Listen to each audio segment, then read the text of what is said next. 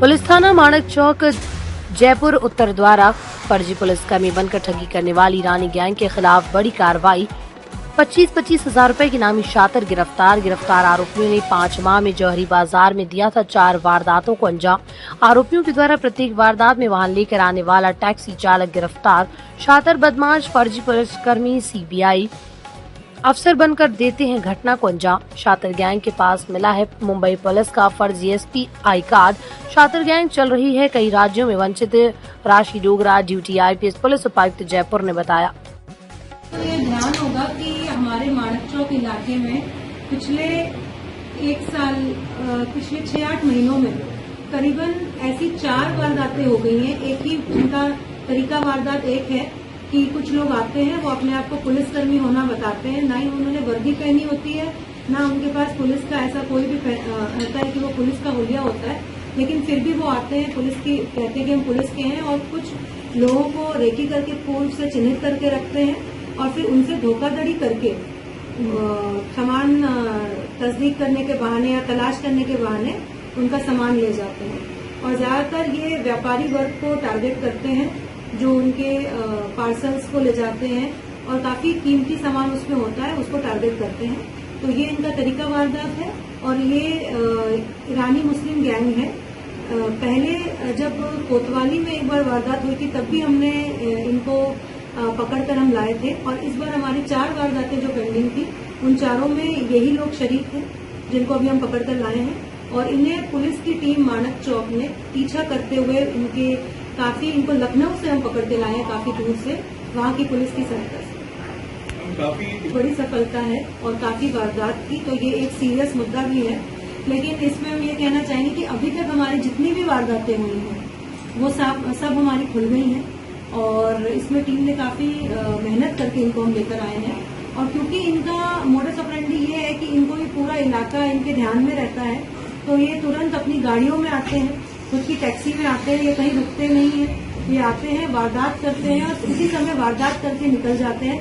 जब तक दूसरा इंसान जो परिवादी है वो समझ पाता है कि मेरे साथ क्या हुआ है, वो पुलिस में आता है, पुलिस फुटेज खंगालती है या किसी तरह इन तक पहुंचने की कोशिश करती है, ये इलाका तब तक काफी देर पहले छोड़ चुके होते हैं, क्योंकि ये पूरी प्लानिंग से आते हैं।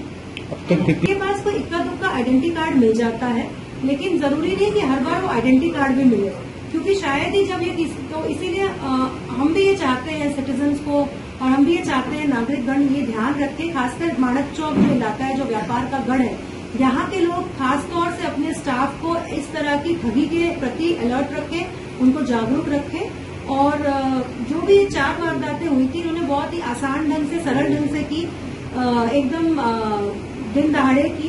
तो हमको भी खुद सचेत रहने की जरूरत है, और जैसे जैसे हमको इनके कंप्लेंट मिली हमने तुरंत थानाधिकारी ने मुकदमा दर्ज किया और सभी उच्च अधिकारियों ने इसमें सुपरविजन करके उसको काफी सीरियसली लिया, और इसमें तुरंत टीम रवाना की गई और टीम ने काफी मेहनत से इनको पकड़ कर लाया। केवल मेंबरों के खिलाफ 28 मुकदमे दर्ज है, और इनका मे भी एरिया स्पेसिफिक होगा कि कुछ लोग जयपुर आते होंगे, कुछ लोग कहीं और जाते होंगे, क्योंकि हम इन्हें लखनऊ से पकड़ के लाए हैं और ये रायबरेली भी थे, ये प्रयागराज भी थे, तो ऑब्वियसली ये पूरी इंडिया घूम रहे हैं, तो ये वारदात करने की मंशा से ही घूम रहे हैं और ये इस तरह की वारदात करने में माहिर है। ये क्या में भी वहां से रहा होगा, पर इनको ईरानी मुस्लिम कहा जाता है, दूसरों को बेवकूफ बना रहे हैं। लेकिन उनकी पर्सनालिटी ऐसी है कि लगते हैं वाकई में ऐसा कोई, मैं इस पर टिप्पणी नहीं कर पाऊंगी। कुछ वारदातें इन्होंने कबूली है जो कुछ बताई। हाँ, इन्होंने हमारी जितनी भी वारदातें ये कबूल रहे, हमारे पास CCTV फुटेज है इनकी वारदातों का, ये कबूले ना कबूले हमारे पास प्रूफ है कि आए थे, इनकी लोकेशंस रही उन वारदातों के टाइम।